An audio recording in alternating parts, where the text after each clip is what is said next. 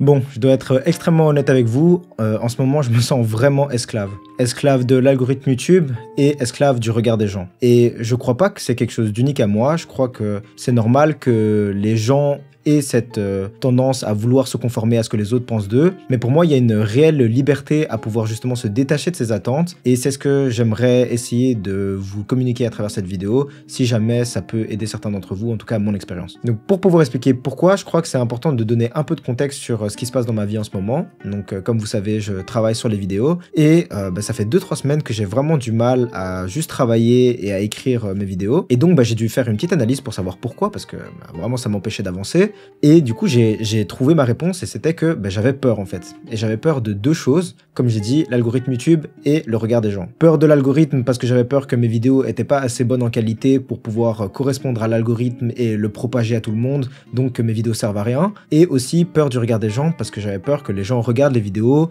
trouvent pas assez de valeur dedans, me traite de fraude, peu importe, et ça m'a vraiment freiné dans l'écriture des scripts. Mais en fait, du coup, en poussant l'analyse un peu plus loin, en fait, je me suis rendu compte que cette peur, en fait, elle me rendait véritablement esclave. Esclave de l'algorithme, parce que du coup, je me sentais obligé, en fait, de me conformer à ces critères pour pouvoir percer, et aussi esclave du regard des autres, parce que cette chaîne, c'est principalement une chaîne d'études, donc les gens sont tombés et regardent cette chaîne, je suppose, pour le contenu études, mais j'ai pas envie de me limiter à ça, j'ai envie de faire plein d'autres choses, j'ai envie de faire du contenu développement personnel, parler de mes expériences personnelles et ce qui m'a aidé.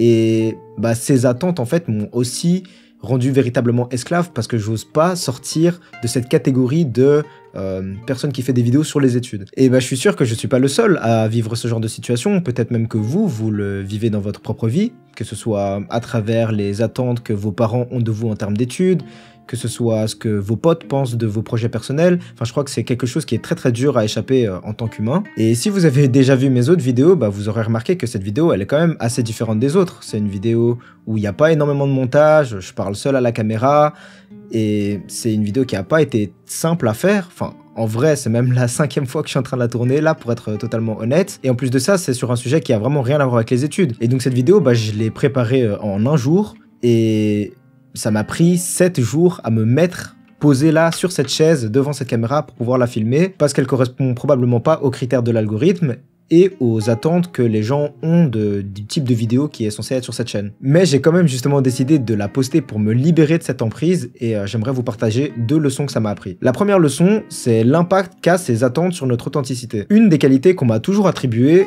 c'est que j'arrivais à être 100% authentique. Que ce soit parler à mes parents, que ce soit à mon frère, que ce soit à mes potes, que ce soit aux parents de mes potes, j'arrivais à être tout le temps la même personne, peu importe à qui je parlais.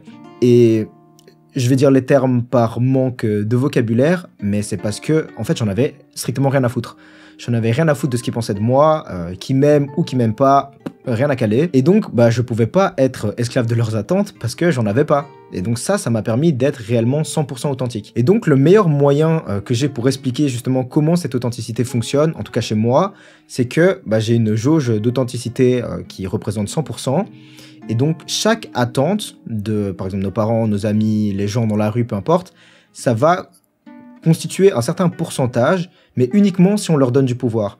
Donc, par exemple, si j'ai une jauge de 100% d'authenticité et que, par exemple, je porte énormément d'importance à ce que mes parents pensent de moi, on va dire 50%, alors je suis 50% moi-même, mais 50% l'image que je veux refléter à mes parents. Et donc, ça veut dire que c'est 50% où on essaie de refléter l'image que nos parents veulent voir de nous, mais on n'est pas authentique. Donc, ça veut dire qu'on est vraiment que 50% authentique. Et ça, c'est en considérant que les attentes de nos parents. Donc, c'est en omettant ce que nos potes pensent de nous, ce que tous les gens de tous les jours pensent de nous. Et donc, moi, quand j'avais cette jauge de 100% d'authenticité, en fait, j'avais 0% d'attente de tout le monde. C'est-à-dire que, voilà, j'essaye d'être le plus aimable possible, mais que mes parents, que mon frère, que peu importe qui ne m'aime pas, c'était pas quelque chose qui me regardait. Enfin, en fait, j'en avais rien à foutre. Je suis juste comme je suis, et voilà, si tu m'aimes bien, tant mieux, et si tu m'aimes pas, tant pis. Mais malheureusement, c'est ce qui est en train de se casser avec YouTube.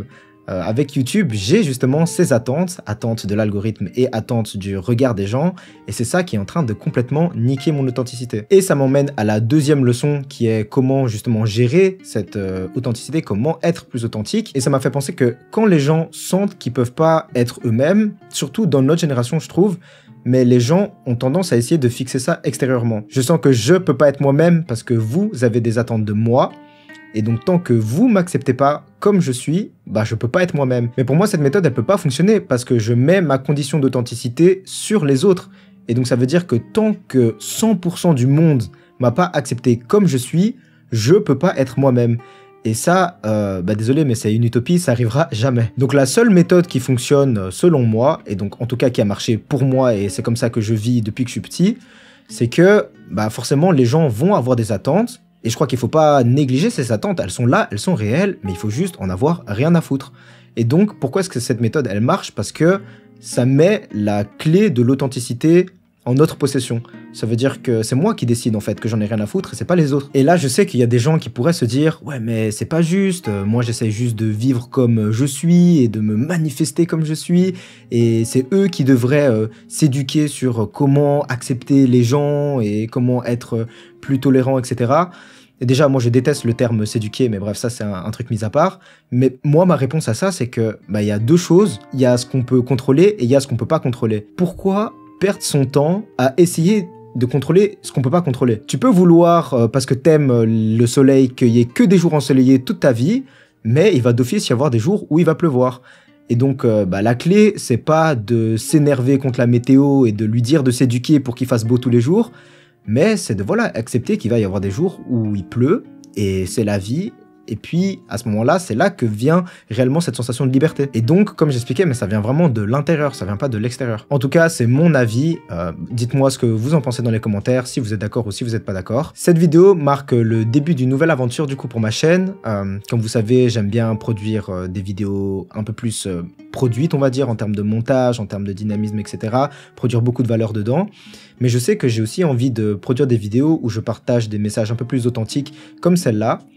Et donc, pour ne pas limiter ma créativité, je crois que je vais commencer à faire les deux. Et donc, ça pourra me permettre de sortir des vidéos sans me soucier de l'algorithme, des vidéos où je peux être un peu plus moi-même, parler avec vous, un peu plus de proximité, que vous pouvez me laisser des commentaires, j'y réponds de toute façon, mais que je puisse m'inspirer de ce que vous me dites pour des nouveaux sujets de vidéos où je peux parler juste à la caméra comme ça, parce que moi, c'est des vidéos qui forcément me prennent moins de temps à préparer, et ça veut dire que je pourrais être plus régulier dans les vidéos que je poste, mais je crois que c'est aussi surtout parce que j'ai envie de me sentir plus libre dans ce que je fais. Et là, je me sentais vraiment trop dans une boîte je suis obligé de faire des vidéos avec une intro comme ça, produite comme ça. Et donc, ça veut dire que tout ce qui sortait de cette boîte, c'est pour ça, en fait, que j'ai mis autant de temps à ressortir cette vidéo. C'était parce que, j'étais vraiment coincé. Mais du coup, dites-moi ce que vous en pensez quand même, si vous aimez bien ce genre de vidéo, si vous aimez pas. Tous les conseils et tous les critiques sont bienvenus, donc n'hésitez pas à me le dire dans les commentaires. Moi de toute façon je crois que je continuerai à faire ce genre de vidéos parce que je trouve qu'elles apportent de la valeur à moi-même en tout cas, donc c'est déjà un bon début. Et non, j'ai vraiment hâte de m'embarquer dans cette nouvelle aventure, nouvelle série. Vraiment dites-moi ce que vous en pensez et on se retrouve dans la prochaine vidéo. Ciao ciao.